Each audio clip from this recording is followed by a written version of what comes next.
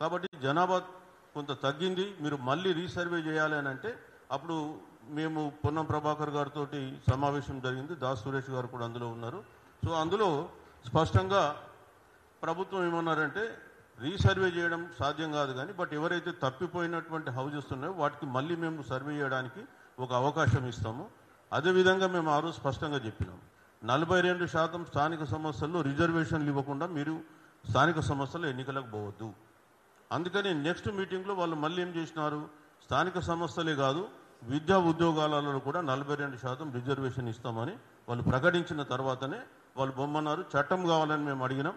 So బహుశా రేపో ఎల్లుండో మళ్ళీ చట్టం కూడా తీసుకొస్తారు. దాంట్లో కూడా కొన్ని ఉన్నాయి. రేపు మేము మాకు మీటింగ్ పెట్టుకుని మేము కూడా ప్రభుత్వానికి కొన్ని సూచనలు చేయాల్సినవి ఉన్నాయి. 42%లో ఎవరి వాటా ఎంత, అందులో బీసీఈ వాటా ఉండాలన్నా వద్దా అనే విషయం పైన కూడా మేము చర్చించాల్సిన అవసరం ఉందండి. ఇక పోతే రాష్ట్ర ప్రభుత్వానికి ఇష్టం ఉన్నా లేకపోయినా కేంద్రంలో అక్కడ ఉన్నటువంటి రాహుల్ గాంధీ కానీ లేదా ఇతర పెద్దల ఫోర్స్ ఉన్న మొత్తానికి ఒక కులగణన అనేది ఒకటి చేసి ఒక షేప్కు తీసుకొచ్చిండు. ఇందులో మనం జనాభా 4-5% మాత్రం తగ్గింది. అగ్రవర్ణాల జనాభా 4-5% పెరిగింది. సో ఇప్పుడు ఏంటి కర్తవ్యం అనేది సరే ఫైనల్ రిపోర్ట్ వచ్చిన తర్వాత మళ్ళీ బీసీ సంఘాలన్నీ కూర్చొని ఆలోచించాల్సిన అవసరం ఉంది ఒకటి. రెండవది ఇక రాజ్యాధికారం గురించి మనం మాట్లాడదాం. రాజ్యాధికారంలో గురించి మాట్లాడితే తెలంగాణలో అతిపెద్ద 5 కులాలలో పద్మశాలి కులం ఒకటి. ఇవాళ నేను చెప్పాను కొంత ఈ 2014 సమగ్ర కుటుంబ సర్వే ప్రకారం తీస్తే వెలిమలు 1,00,000 మంది ఉన్నారు. ఓన్లీ 1,00,000 మంది, 1,02,000 జనాభా. ఇవాళ తెలంగాణ అసెంబ్లీలో 13 మంది వాళ్ళు ఉన్నారు ఎమ్మెల్యేలు. 1952లో 4 ఎమ్మెల్యేలు వాళ్ళు. 1952లో 1952 నుంచి 2023 వరకు 16 సార్లు తెలంగాణ అసెంబ్లీలో ఎన్నికలు జరిగినాయి. 16 టైమ్స్.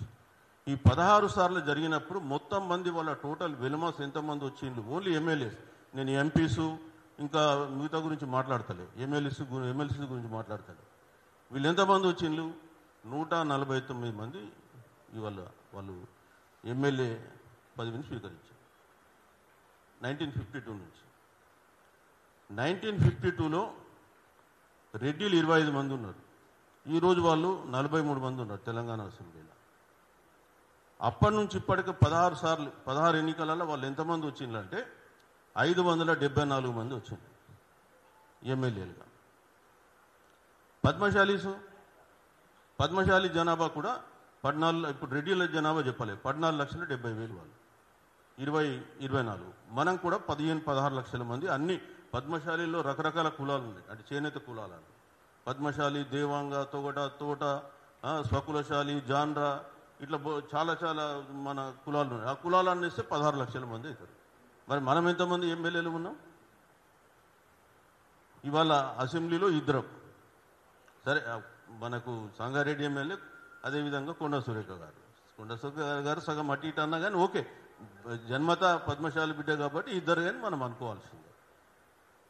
52 ఎంతమంది ఉన్నారు? 1952లో 3.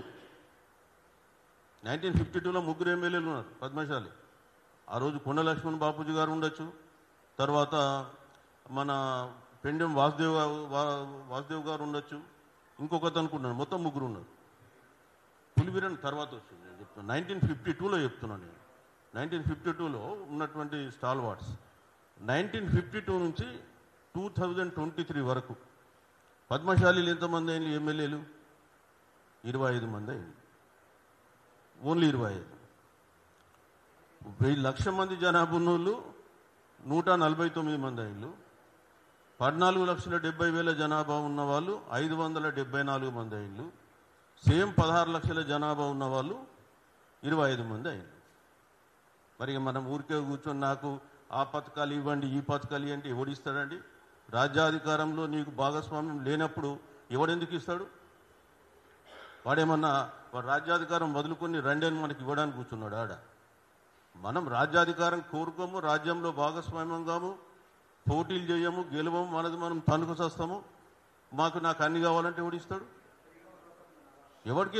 మనం ఓట్లు ఎవరికేస్తున్నాం? ఫలితం ఎట్లా ఆశిస్తున్నాం? దున్నపోతు గడ్డి పెట్టేసి ఏదో గేదెకు పాలు పిండితే వస్తాయా? మనమేమో మెజారిటీగా ఉన్నాం, అయినా కానీ రాజ్యాధికారంలో మనం భాగస్వామ్యం కాలేకపోతున్నాం. అంబేద్కర్ గారు ఏమన్నారు? రాజ్యాధికారం లేనటువంటి జాతులు నశించిపోతాయి. అందుకే ఇవాళ ఆత్మహత్యలు, రకరకాల గొడవలు. మనం ఆ విషయాన్ని గమనించక రాజ్యాధికారం చేపట్టక మనం నిలబడితే మనమే కాళ్ళు లాగేసి మనం ఓడగొట్టేస్తాం. Crab mentality. కాబట్టి ఇంకా రాజ్యాధికారం ఎట్లా వస్తుంది?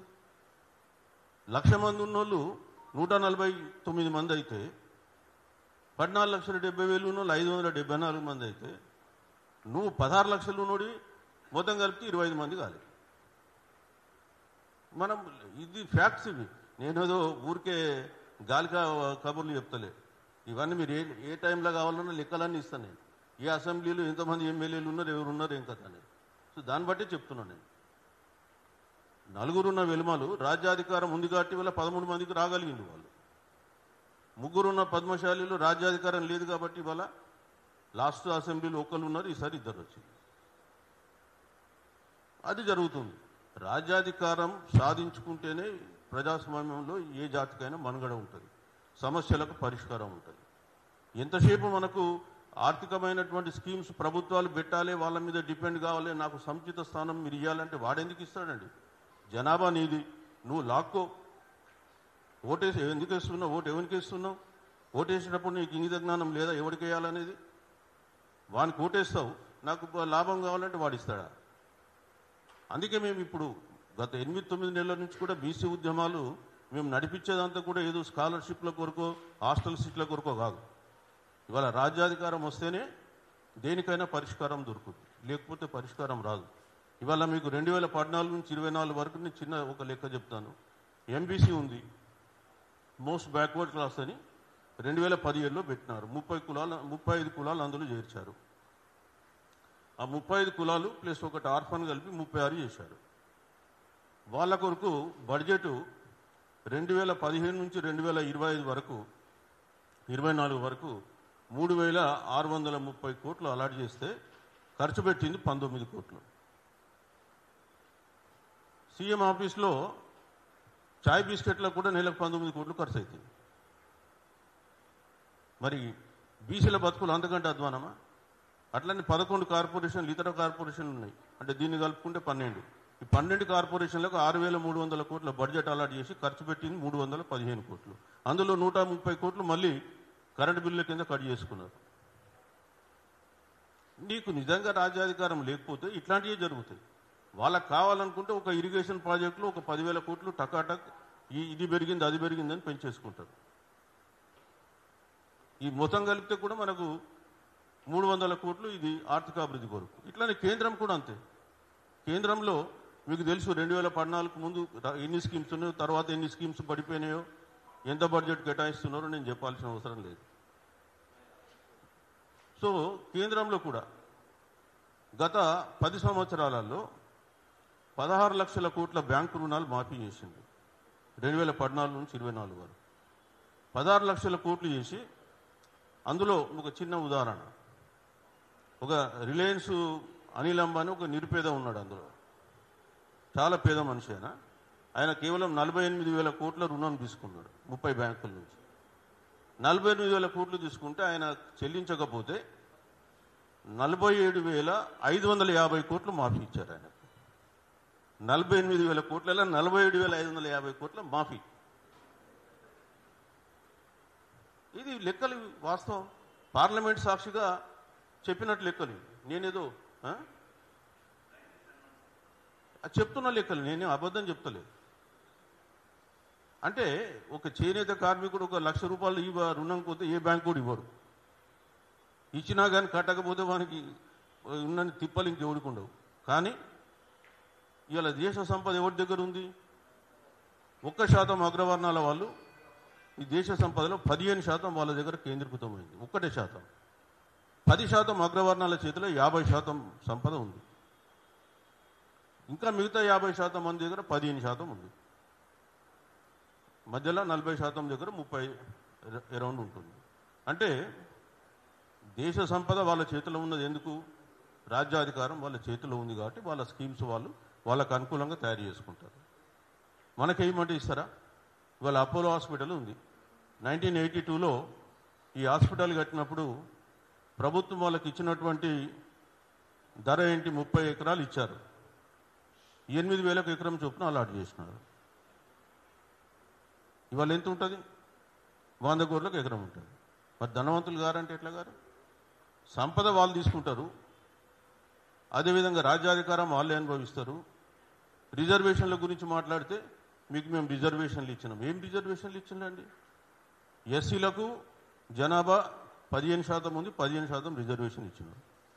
బీసీలు ఎస్టీలు 7.5 ఉన్నారు, 7.5 మన దగ్గర 10% తెలంగాణలో వాళ్ళ జనాభా ప్రకారం రిజర్వేషన్ ఇచ్చినాం. ఓసీలు 10%, 11% ఉన్నారు పోయిన సర్వే ప్రకారం. 11% ఉంటే 10% reservation ఇచ్చుకున్నావు.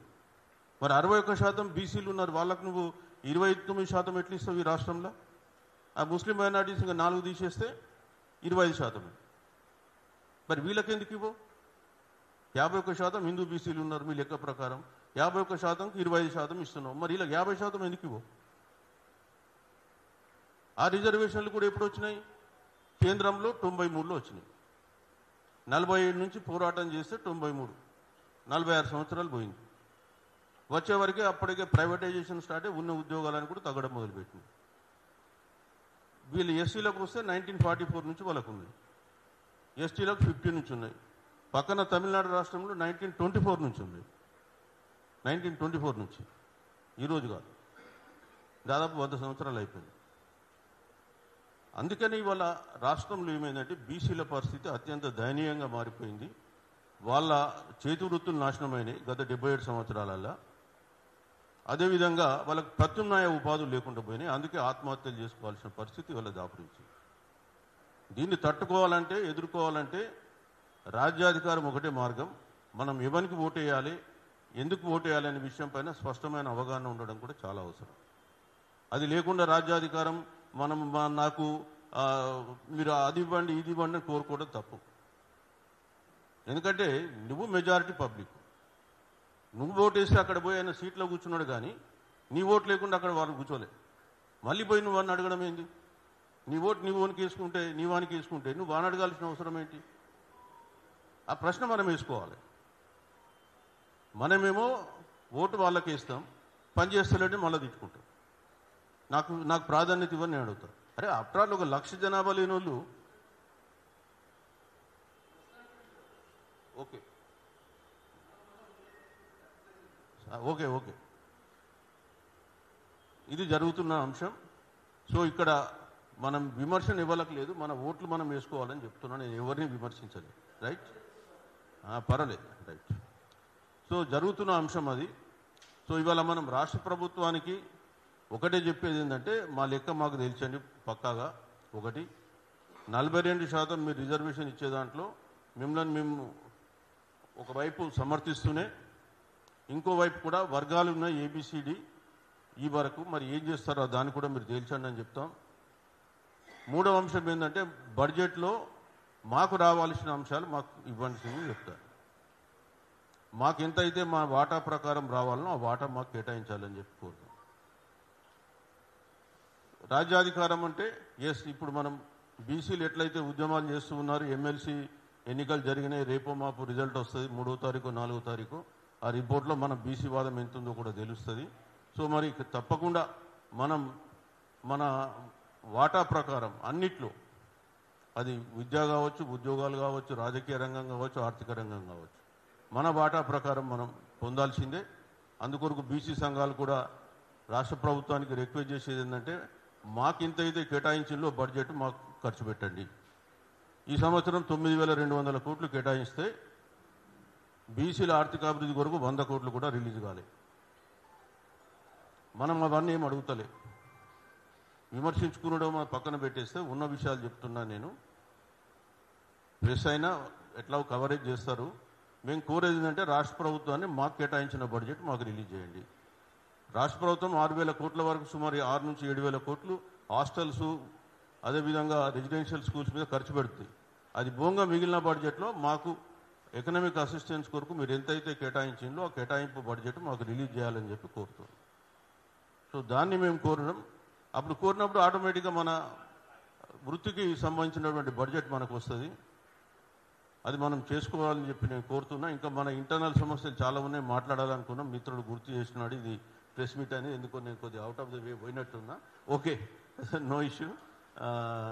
Thank you for remembering me. మరి ఈ సందర్భంగా మేము కోరేది అంటే రాష్ట్ర ప్రభుత్వానికి బీసీలు, ముఖ్యంగా పద్మశాలీస్ కానీ చేనేత కులాలు చాలా వరకు మైగ్రేషన్లో ఉంటారు. ఎందుకంటే వాళ్ళకు ఊర్లలో వృత్తులు దెబ్బతిన్నాయి కాబట్టి వాళ్ళు పట్టణ ప్రాంతాలకు చేరుకున్నారు. చాలా వేరే రాష్ట్రాల్లో కూడా చాలామంది ఉన్నారు.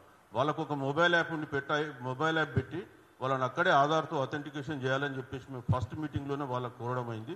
కానీ సమ్హౌ గవర్నమెంట్ నాట్ రెస్పాండెడ్. ఇప్పుడేమో వెబ్సైట్ పెట్టినాము, అందులో ఎన్రోల్మెంట్ చేసుకోమన్నారు.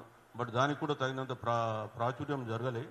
సో అది జరిగి ఉంటే ఇంకా చాలామంది వీవర్స్ ఎన్రోల్మెంట్ అయ్యే ఆస్కారం ఉంటుంది. ఎందుకంటే లక్షల మంది వీవర్స్ వేరే రాష్ట్రాలలో ఉన్నారు.